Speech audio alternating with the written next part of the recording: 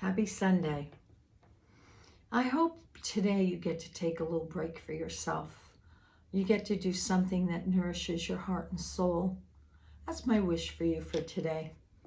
As we're moving through November, and if you look back on the last few months, things are just moving more quick. Just like it's like we're turning the pages on the weeks of the calendar, and it's just happening very quickly. And so it's important to bookmark those self-care days. I know myself, I have spent so much money on taking care of myself this year, seeing an acupuncturist, going to a holistic doctor, seeing a homeopath, a chiropractor, massage. I do all of these. And as some of you are healers, what I want to say to you is, you know you have no business working on a bunch of other people without taking care of yourself. We have to make sure our vibration is a little bit higher than everybody else that we're working on, because we want to be that clear channel where energy flows through. And even if you're not a healer and you're in charge, you're the head of the family or whatever it is for you, there's also a, every day we all have responsibility, and how do we get through the day?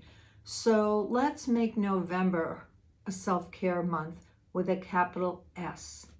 So what I want to say to you is that this is the time to get it on the calendar. Look at what the rest of the month looks like and where you can call and make appointments. And then if you make it ahead of time, even if you don't have a ton of money, it's on the calendar. Perhaps you have friends that do Reiki or whatever it is that you're interested in. You can trade off. I know that's awesome. So I'm fortunate to have a lot of mediums in my life and a lot of healers in my life, and I love it. So we can trade off. We can ask for help when we need it. Okay, with the tarot, where are we going? Where are we going this month? Or I should say this week. Sorry. Where are we going this week?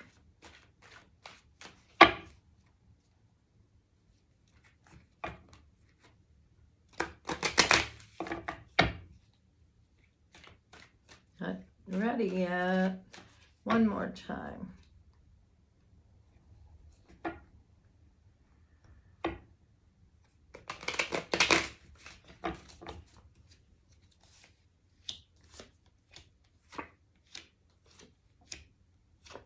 Oh, I don't know why I did that. For a minute there, I thought I was doing a reading and kept piling cards up. So I'm just going to let it be. And these are the cards we got.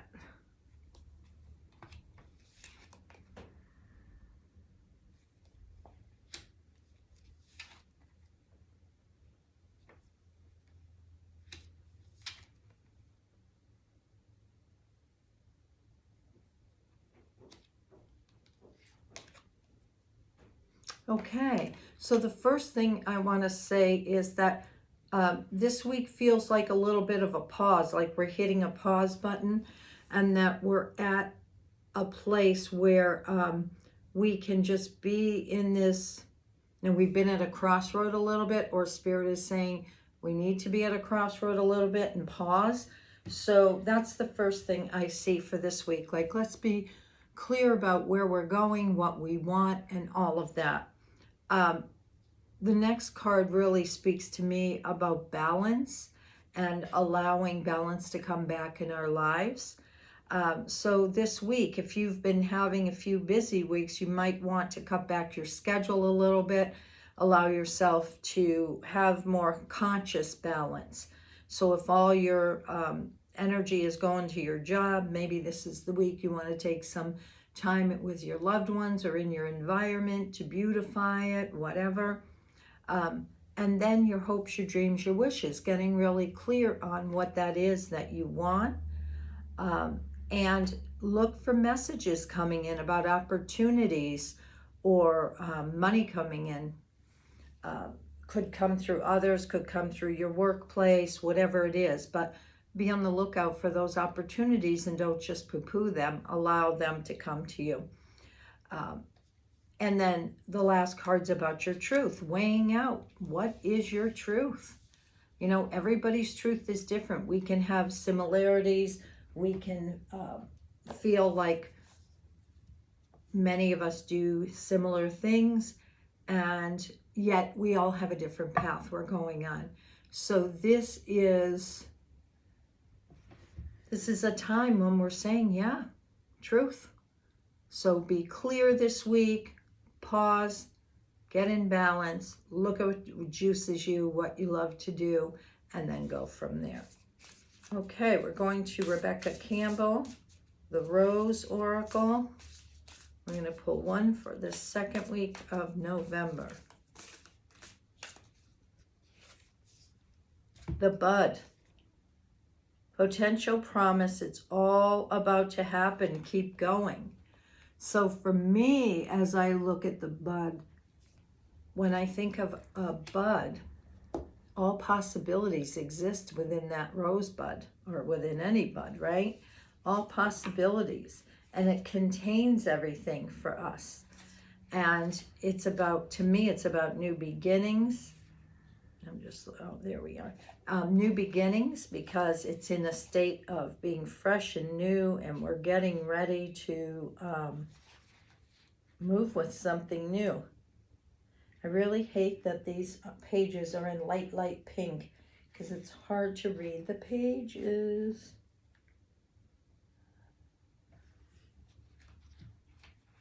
Hold on. Here we are. A bud is an embryonic swelling on the stem of the rose that has the potential to develop into a flower, leaf, or shoot. In temperature climates, plants form resting buds that are restraint to the brutal resistance to the brutal frost. The bud is the promise of what's to come. Oh boy, I love that. It's the physical manifestation of the seeds that we've been holding deep in the earth, nurturing and dreaming through the fertile void of winter. Now we find ourselves in the inner season of spring, and the bud is beginning to realize what it was always destined to be, but it still requires tending to in order to bloom one day soon. So we may not be going into spring, but within ourselves, we have these buds. This is a card of encouragement, potential, excitement, and hope. It invites you to keep facing your true north, show up for what you've been called to create. Your efforts have not gone unnoticed. Keep going. Someday soon, you'll begin to see this beautiful creation in the world. The bud is connected with spring, the time when the upward energy of life is bursting on through. You may be seeing the first signs that things are beginning to come together. If you've been working on a project or have been dedicating yourself to ushering in some change in your life, you're being called to keep going and trust that what you've been working towards is happening.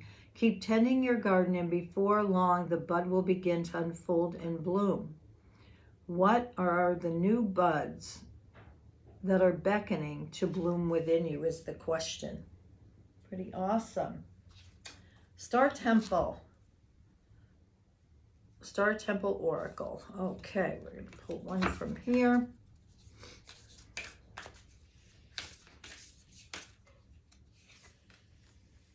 Medicine Woman. Heal, I nurture and nourish my mind, body, and soul. Love the artistry here. It's so powerful. So right away, if I think of a medicine woman, that's a healer, right? It's somebody that carries medicine, the energy to know what to do in any situation.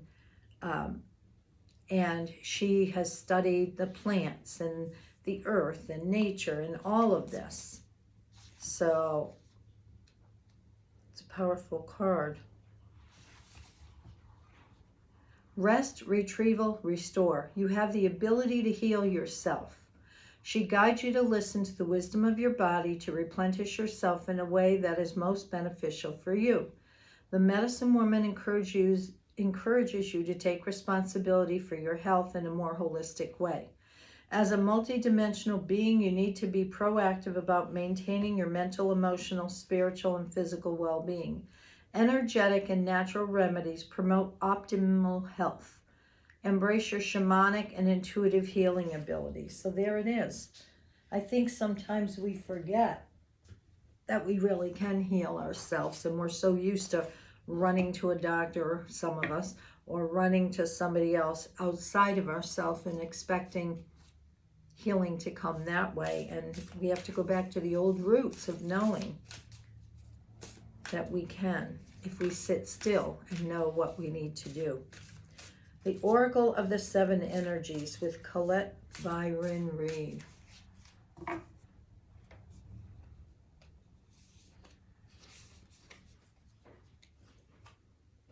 A higher view.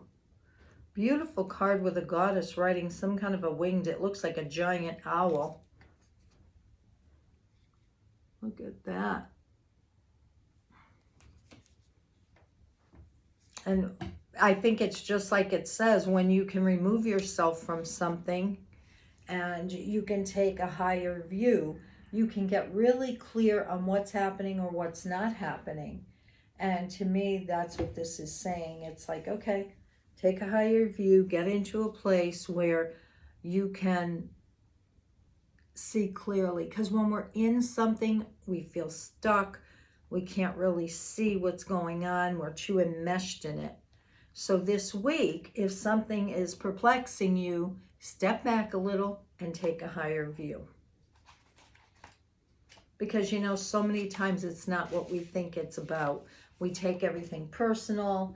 We feel taking things personal and feeling like everybody's out to get us when it may not be that way at all. And, you know, when in doubt, ask questions. If you're feeling this way, somebody says something that hurts you or whatever, ask questions. Ask them, you know, you hurt my feelings when you said this. What did you mean by that? Always seek clarity before you react, when you can anyways. Seeing from a higher perspective, conscious neutrality. Ooh, I like that. Conscious neutrality. Letting go of judgment and assumptions. There it is. Non-attachment, the ability to remain unbiased. Sometimes our lives are a suction cup to the ends of our noses and we can't see beyond ourselves.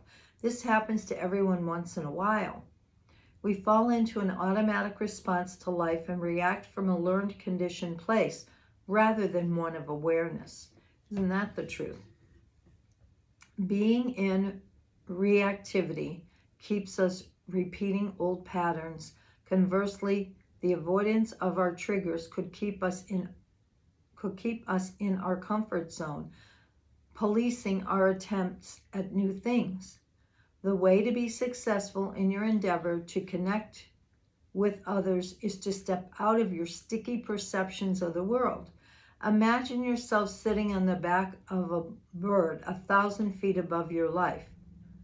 Boy, think of that image. I think that would be awesome. Wouldn't your perspective change from a higher point of view?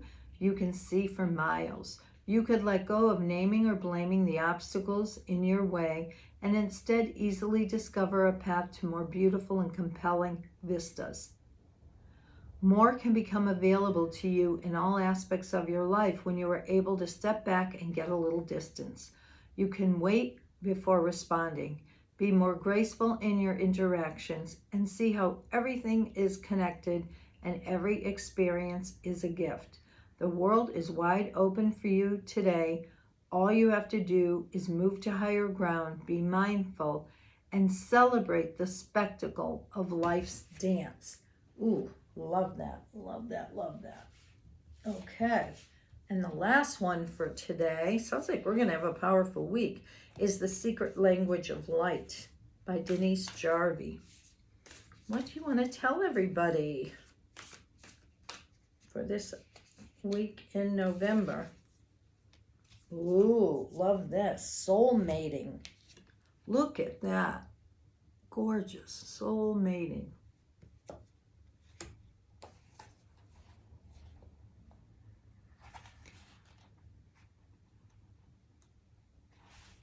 Embrace your soul to reveal a partner. That's what it looked like to me. It looked like soulmates or whatever. A new encounter or a deepening of an already existing union will profoundly change the way you perceive unconditional love. Chemistry between two people does not mean they are life partners.